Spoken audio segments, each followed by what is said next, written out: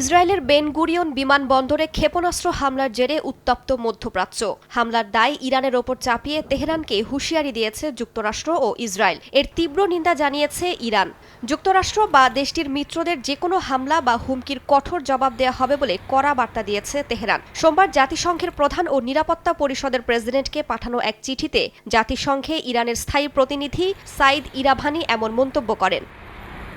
Iravani স্পষ্ট করে বলেন, আন্তর্জাতিক আইনের মৌলিক নীতিমালা লঙ্ঘন করছে যুক্তরাষ্ট্র ও ইসরায়েল। দেশ দুটির কথিত হুমকি ও ইয়েমেন হামলার জন্য পুরোপুরি দায়ভার নিতে হবে তাদেরই। যুক্তরাষ্ট্রের মদদে ইসরায়েল হোদাইদা শহরে 50টির বেশি বিমান হামলা চালায় বলে অভিযোগ তেহরানের।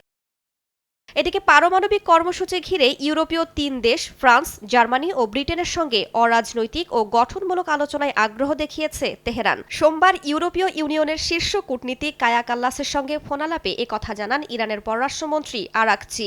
এ সময় যুক্তরাষ্ট্রের সঙ্গে ওমান ও ইতালিতে এরই মধ্যে 3 দফা আলোচনা হয়েছে বলেও জানান তিনি। ইউরোপীয় ইউনিয়নের পক্ষ থেকেও কূটনৈতিক প্রচেষ্টায় সমর্থনের আশ্বাস দিয়েছে কায়া কাল্লাস। রাইসা জান্নাত, সময় সংবাদ।